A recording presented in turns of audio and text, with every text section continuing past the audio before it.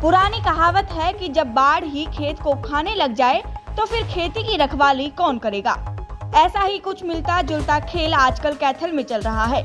जिनके कंधों पर पूरे जिले को संभालने की जिम्मेदारी है, वही गरीबों की मेहनत को डकारने में लगे हैं। उच्च अधिकारी ही सब कुछ जानते हुए दोषी अधिकारियों पर कार्रवाई करने पर चुप्पी साध ले तो ये बात किस ओर इशारा करती है, यह आप खुद ही अंदाजा लगा लीजिए।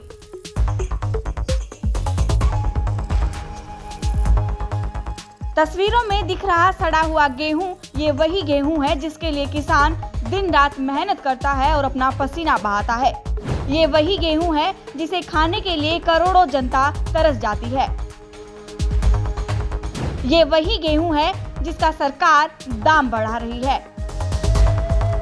ये वही गेहूं है जिसकी दुनिया भर में मांग होती है। ये वही गेहूं है जो हर दिन अब मिट्टी में मिलता जा रहा है। ये वही गेहूं है जिसे कैथल में षड्यंत्र के तहत गला सड़ाकर उसको कौड़ियों के भाव बेचकर प्राइवेट कंपनियों से मोटा मुनाफा कमाकर सरकार को 22 करोड़ रुपए का नुकसान करने वाले दोषी अधिकारियों का इस मामले में क्लीन चिट दे दी है। पूरा मामला क्या है, आइए आपको समझाते हैं।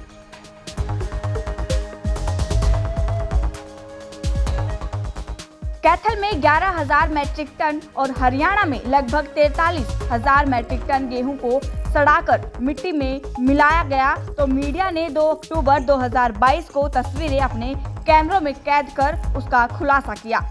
8 अक्टूबर को कैथल उपायुक्त ने मीडिया से बातचीत की और कहा कि इस पर 4 सदस्यों की कमेटी बना दी गई है। जो भी अधिकारी इसमें जिम्मेदार होंगे उन पर कड़ी से कड़ी कार्रवाई की जाएगी। लेकिन अधिकारियों की हिमाकत तो देखिए, उन्होंने कमेटी की रिपोर्ट को ही दबा दिया, लेकिन मीडिया के कैमरों से बच नहीं पाए। मीडिया को जैसे ही दबी हुई रिपोर्ट के दस्तावेज हाथ लगे तो पता चला कि इतनी बड़ी मात्रा में गेहूं को षड्यंत्र के तहत सड़ाने वाले जिम्मेदार अधिकारियों को बचा लिया गया है और सारा कसूर भगवान पर डाल दिया गया है कि प्राकृतिक कारणों की वजह से गेहूं खराब हुआ है। सभी जिम्मेदार अधिकारियों को क्लीन चिट दे दी गई है। इसी वजह से कैथल की उपायुक्त डॉक्टर संगीता तेतरवाल ने भी मीडिया से दूरी बना ली थी और अपने ऑफिस से मीडिया कर्मियों को सिक्योरिटी वालों के जरिए बाहर का रास्ता दिखा दिया था। दिन ब दिन ये मामला तूल पकड़ने लगा और मीडिया में इसकी जमकर चर्चाएं होने लगी, जिसके बाद विपक्ष की तरफ से इस बात पर प्रतिक्रियाएं आनी शुरू हुई। कांग्रेस के राष्ट्रीय महासचिव और सांसद रणदीप सुरजेवाला कैथल पहुंचे तो कहा कि सरकार में बैठे अफसर गरीबों की रोटी को डकार गई, क्योंकि गरीब की रोटी पर सत्ता का घुन लग गया। सिर्फ इतना ही नहीं, पहले गरीब की रोटी छीन ली और फिर जिन लुटेरों ने गरीब की रोटी छीनी उनके खिलाफ कार्रवाई करने की बजाय सारा कसूर भगवान को बता दिया। 100 करोड़ के नजदीक का गेहूं सड़ गया। गेहूं नहीं सड़ा, गरीब की जो रोटी है उसको भाजपा की सत्ता का घुन लग गया। और हिमाकत देखिए, पहले गरीब की रोटी छीन ली और उसके बाद जिन लुटेरों ने रोटी छीनी उनके खिलाफ कार्रवाई करने के बाद कहा कि भगवान का कसूर है। भगवान के कसूर के कारण 100 करोड़ रुपए की गेहूं, लगभग 43,000 मीट्रिक टन गेहूं वो खत्म हो गई। अंधेर नगरी चौपट राजा, यही खट्टर सरकार का तौर तरीका है।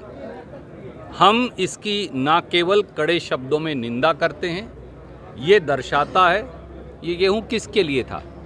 ये गेहूं अनुसूचित जाति SC समाज के, बैकवर्ड समाज के, गरीब जो हैं उनके लिए ये गेहूं था।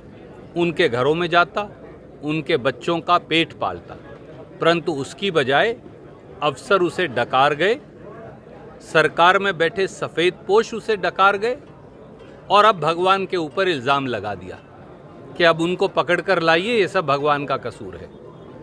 सच्चाई ये है कि ये सब भाजपाई कारनामा है जिसकी वजह से गरीब की आय पर हमला हुआ है। हमारी मांग है कि इसकी हाई कोर्ट के सिटिंग जज से जांच हो।